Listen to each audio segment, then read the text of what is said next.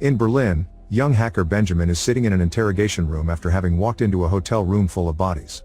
He has information to offer about the cyber mafia, but he'll only accept to be interrogated by Hannah, the head of the cyber division of Europol. Hannah accepts the job and asks Benjamin to start the story at the beginning, prompting him to go all the way back to his childhood. As a kid, Benjamin already wants to do great things, but he is invisible to everyone around him. His father ran away when he was born, which is the same that happened to his grandmother. The only memory she has of her own father is the bullets that killed him during the war. Benjamin's mother ends things when he is 8, so his grandmother has to raise him. Magic has always been a hobby of Benjamin, and when he grows into a teenager, he changes that passion into computers and hacking, which in his eyes is a form of magic too. He's incredibly good at what he does, and on the internet he feels like he belongs, unlike in real life where he's an ignored loser. His hero eventually becomes a famous hacker known as MRX, and from him Benjamin learns to manipulate pharmacy systems into sending him Ritalin. He also learns the 3 rules every hacker should follow: no system is safe, aim for the impossible, and have fun on both the internet and in real life. This isn't possible for Benjamin since he doesn't even have friends, only a lame pizza delivery job because he never went to college. One evening, he makes a delivery to a study group that includes Marie, the girl he's been crushing on since high school, but she doesn't recognize who he is. She comes to his defense when a mistake on the pizzas is found and Benjamin tries to thank her with a superhero quote, but she considers him a weirdo and Benjamin leaves with his tail between his legs. Before he makes it outside though, he overhears Marie mentioning she wishes she could have the exam answers, so he decides to break into the university and hack the central server, that way he could impress her and get her to marry him. His hacking technique is flawless and the answers are acquired, but unfortunately he's caught by a security guard.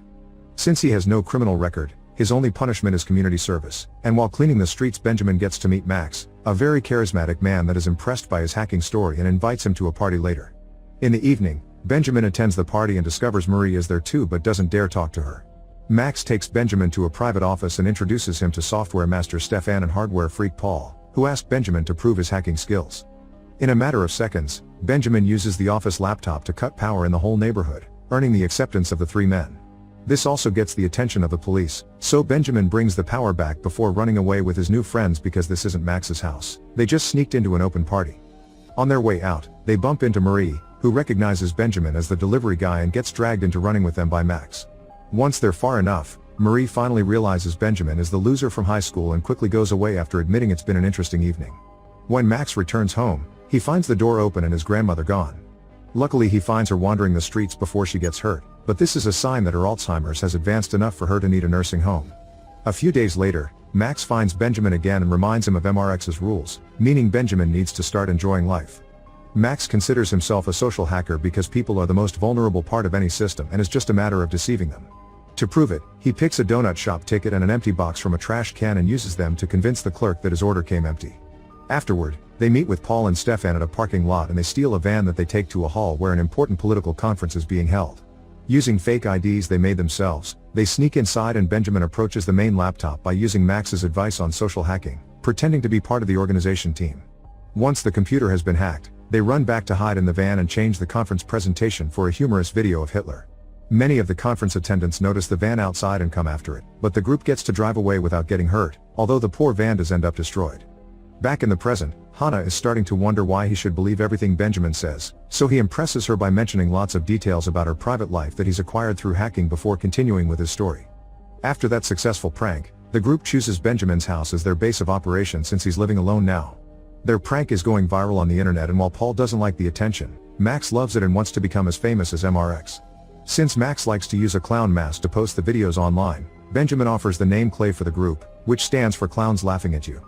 From then on, Clay begins working on all kinds of hacking pranks, which go from changing the graphics on the financial news or the lights on the building of a big pharma company, always displaying rebellious messages. They don't take anything seriously and stay awake until late, thanks to Ritalin, and all this hard work soon makes Clay famous both on the internet and the news in real life. One afternoon, while they're at the grocery store, the group bumps into Marie again, but Benjamin only manages to say hi to her. This frustrates Max, who quickly takes over the conversation and shows Benjamin how to talk to girls. Max's mood is unpredictable, he can go from charming to furious in seconds, especially when he gets frustrated every time MRX doesn't acknowledge their success. It's around this time that the German government collaborates with Hannah, who comes over to work with Agent Martin and his team. There's been a few important attacks on government systems lately that she thinks were made by FR-13NDS, a dangerous Russian cyber mafia group that she's been chasing for 3 years.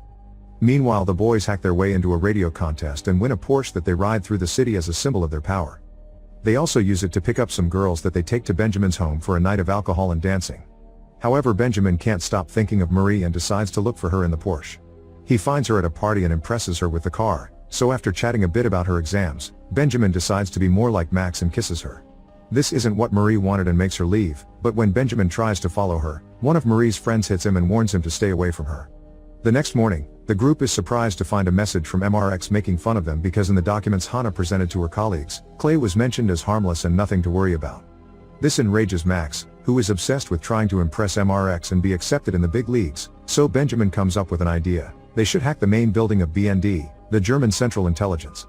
This is their hardest target yet, but they start simply by following the truck that picked up the BND's trash, and once everything is in the dumpster, they dive in for anything useful. They end up finding a birthday card with a name on it, and with that name they find the email address of a BND worker. Through a process known as phishing, they send a fraudulent link pretending it's cute pictures, and when the employee clicks on it she grants them instant access to her computer. They can't access the main server from there, but they do get access to her files, and since she's the one that makes the building access cards, Clay orders 4 cards for themselves and manage to easily enter the BND building through the front door. Paul takes care of the main power and security alarms, Stefan deletes the security camera recordings, and Benjamin is in charge of doing the actual hacking, although he stays a little longer to do something extra. As soon as they're gone, the prank kicks in and every printer in the building prints dozens of pages with a cheeky message from Clay. That night, the group goes to a club to celebrate their successful prank and comes across Marie again. Benjamin is finally feeling confident enough to make a better pass at her, but he gets a sour surprise when he finds her kissing Max. Furious and heartbroken, Benjamin returns home only for Max to show up at his window minutes later wanting to talk. Too angry and betrayed to talk, Benjamin tells Max to go away and insults him, so Max snaps back by reminding him he's nothing without them before leaving. The idea of being nothing bothers Benjamin because he doesn't want to be a loser again, thus he reveals he stole classified data from the BND servers and gifts it to MRX to prove his skills. The next day, after Hannah visits the BND building for clues about the latest prank, she receives awful news: the agent that had been infiltrating FR-13NDS has been killed. Between this death, the prank, and the stolen information, Hannah's position is hanging by a thread. Meanwhile, Max, Paul, and Stefan show up at Benjamin's place, and a fight begins when Benjamin calls Max a manipulator. Paul makes them stop when the latest news appears on TV, revealing that the double agent was killed because the information that was stolen from the BND servers revealed his name to FR-13NDS, which MRX works for, and now Clay is labeled as a terrorist group. The group freaks out and Stefan wants to leave while Max wants Benjamin to hand himself over to the police since it's all his fault, but Paul is against sacrificing anyone. Benjamin points out that they should deliver MRX and FR-13NDS to the police instead, that way they can become invisible again. Their discussion is suddenly interrupted by the doorbell. It's Marie, who is worried about Benjamin after he disappeared last night. She thinks he's acting weird right now too, and he takes that as an insult and proof she'll always see him as a freak, so he sends her away after accusing her of having come over only for Max and wishing he had never met her. Clay agrees they should find MRX, but since they've become so paranoid they decide to use a public network at the local library, which allows Hannah's team to track their location. Faster than expected, Benjamin is granted access to MRX's private channel, where MRX welcomes him officially into the darknet and gives him a file with the next job. Benjamin downloads the file just in time before Hannah arrives with a bunch of officers, managing to avoid them by hiding under the table. Failing to capture Clay again after having them so close gets Hannah suspended. The job MRX wants Clay to do is to send malware dressed as real information, also known as Trojan, to the Europol system, and they accept to do it because they have a plan. They're going to hide a second Trojan inside the first one to make it reveal MRX's identity when he accesses the system after the mission is completed. While destroying their hard drives to get rid of all evidence, Max apologizes to Benjamin for everything and admits he doesn't even know anything about computers. Afterward, Clay travels to The Hague to study Europol's headquarters, but none of their usual tricks work. The trash is dumped in a secured building, nobody falls for their phishing attempts, and all entrances are locked including the sewers, where Max gets his hand hurt by a nail. The group is ready to give up, but when they're about to leave, Benjamin notices a person leaving the building and dropping their access card, which he steals. It's pretty risky to pull social hacking on a guard working for the government, so Benjamin waits for his friends to fall asleep in the hotel to try it, accepting this as his responsibility. By pretending to be the owner of the access card, Benjamin convinces the guard to give him 2 minutes inside to find a wallet he lost and manages to plant a box designed by Paul that grants him access to the BND network. The next morning, Benjamin meets with MRX in his private channel to pass him the hidden Trojan, but MRX already knew about this trick and activates the camera on Benjamin's computer, exposing his face to the entire darknet.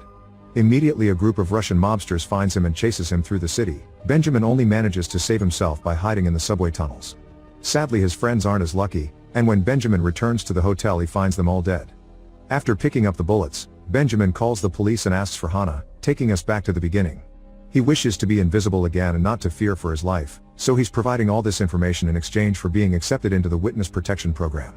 While Hannah calls her higher-ups to get the deal, Benjamin reminisces about her last evening spent with Marie, during which she thanked him for hacking the exam answers and they kissed. Benjamin also asked her to run away with him.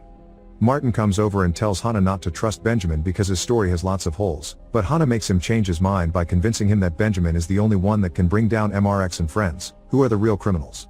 Benjamin is given a computer to work his magic, logging into the darknet pretending to be MRX and confessing he's a snitch working with law enforcement. The real MRX gets so desperate to clear his name that he forces his way in with unsafe methods, allowing Benjamin to expose him as a 19-year-old American guy from New York that immediately gets arrested by the FBI. Delighted by this success, Hannah informs Benjamin that he'll get his new identity in a few hours while noticing a wound on his hand that looks like a nail did it. Remembering Martin's observation about all the holes in Benjamin's story, Hannah decides to investigate more, starting at Benjamin's house where she finds the empty box of Ritalin. Then she meets with Marie, who denies having seen Benjamin since he delivered the pizzas and calls him crazy. Lastly, Hannah visits the doctor in charge of Benjamin's grandmother, who explains Benjamin grew up in unclear circumstances and his mother ended things for herself because she suffered from multiple personality disorder, which is inheritable in medicine like Ritalin can make the symptoms stronger. After lab tests confirm that the bullets Benjamin brought from the hotel are the war memories of his grandmother and no bodies have been found, Hannah goes to see him again and explains she knows the truth. Max, Paul, and Stefan never existed, they're Benjamin's other personalities. All the hacking had been solo work, and the nail injury from the sewers has always been on his own hand. This unsettles Benjamin, who refuses to accept he's like his mom and begins wondering who he really is, but Hannah interrupts him with bad news. People with mental disorders cannot be given witness protection. Overwhelmed by the fear of possibly getting killed by FR-13 and the news of being mentally ill, Benjamin has a breakdown that makes Hannah pity him and give him one last chance. On their way to court, Hannah gives Benjamin access to a government computer and explains the witness protection program is a literal program he can hack, so he can set up his new identity after promising he'll never hack anything ever again. Benjamin is legally released and after bleaching his hair, he leaves the country on a Scanlines ferry, where he meets with Marie, Max, Paul, and Stefan. It turns out he isn't mentally ill and this whole deal has been part of a plan by Clay to socially hack Hannah. After he escaped the Russian mobsters, Benjamin told his friends he was a danger to work with, but they refused to forsake him and decided they needed to trick Hannah. With the help of Marie's knowledge of the law, they learned people with mental disorders cannot be given witness protection and set up the whole story to have holes on purpose. They also gave Benjamin's hand a wound to match Max's and retrieved the bullets from his grandmother's box as a final touch. Benjamin didn't write his name under witness protection, he actually deleted all his information from the system and did the same for his friends, so now they can start a new life while being truly invisible. Meanwhile, during Martin's press conference announcing their success, Hannah realizes she's been tricked but still smiles to herself. She thinks Benjamin is right, the biggest fish have been caught and now she can have her position again.